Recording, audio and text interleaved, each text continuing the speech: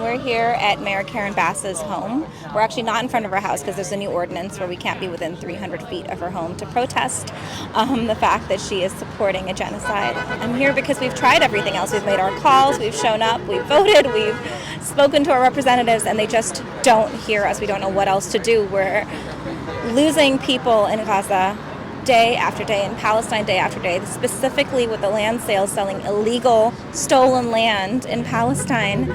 And the mayor's supporting this. It makes absolutely no sense with the ruling with ICJ that says that Israel is actively participating in an apartheid state and needs to dismantle. And this is according to international law, something that all of us have known is finally out there, and it's been verified. There's no reason for our city, for America, to be supporting this kind of violence. It's a really important gathering. I'm so glad you all made the time, because we want to have a chat with Mayor Bass. We want to have a conversation with her. You know, she has a long history of being on the side of humanity. We want to know what happened. She used to speak out against apartheid in South Africa. She was known for it. She's visited Cuba and has opposed the terrible blockade. It's definitely upsetting that in midst of the ICJ ruling, the city of Los Angeles is still allowing these illegal land auctions to continue. That's why we're here at the mayor's house today, is because city council's closed, but we won't stop. What's happening is illegal. These are stolen lands of Palestinian victims of a genocide. It's not right that this is taking place in our city or any city across the world. So we're coming here and uniting to stand up and demand a change. I'm deeply impacted by this. I am Palestinian, born in Puerto Rico, but I'm Palestinian, full Palestinian. My family lives in the West Bank. They're constantly under the threat of settler violence, and these so-called real estate sales look to displace Palestinians like my relatives, ethnically cleanse them from their generational land and replace them with American and European Zionists. We ask Mayor Karen Bass to strongly oppose these events. Permitting these sales further isolates and disenfranchises Palestinian Americans in LA. The ICJ, they ruled just last week that all West Bank settlements are illegal. Illegal. Yet Mayor Karen Bass is allowing international law to be broken right here in LA. Mayor Bass, your rapid condemnation of the June 23 protest without first doing a comprehensive investigation to understand the facts was deeply troubling.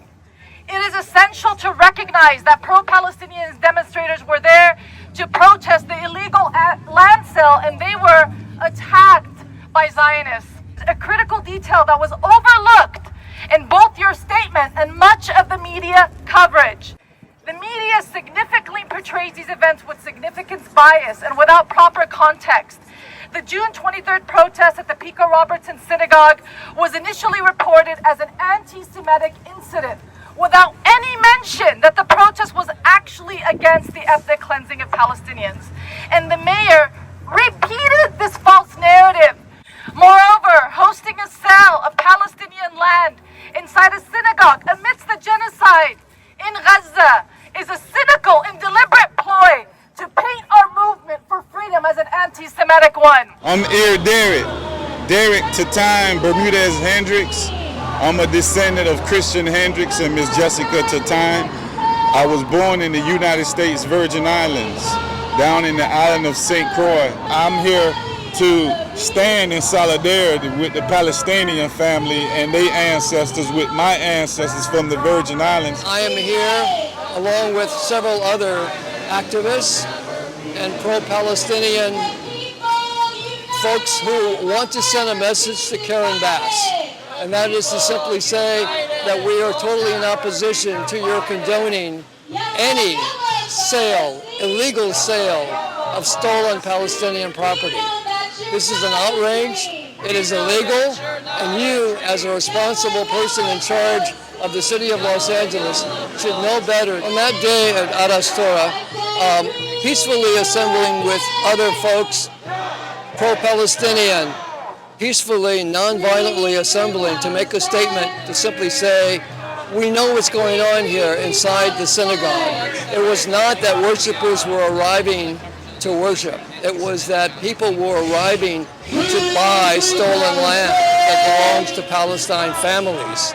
So I was attacked in the process of simply standing in place, making a statement, chanting with lots of others to simply say, this is illegal. We're here to focus attention on the sale and to let the public know what's going on in their name. And so I was pepper sprayed and just out of the blue.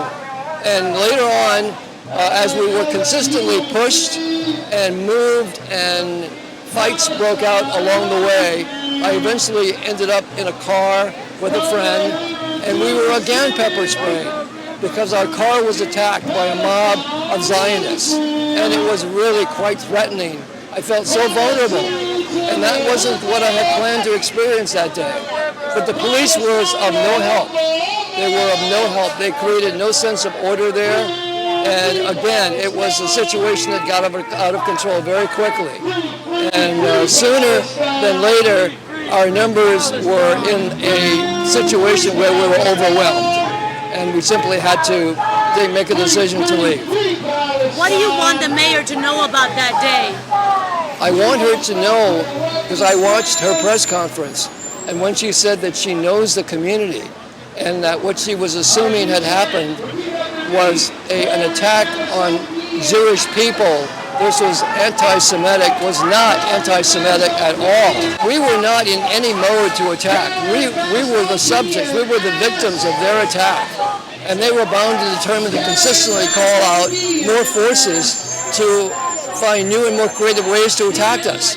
And it really got out of control very quickly. My message to Karen Bass and City Council is that you've got to look beyond what you assumed, what you rushed to judgment to conclude as to what happened on the 23rd at the synagogue.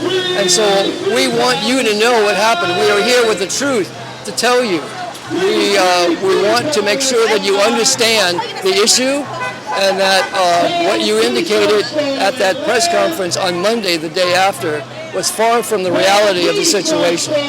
Free Palestine. Free Palestine. Break the chains and let them fall. Ready for food and education. Ready for food and education. Not for wars and occupation. Not for wars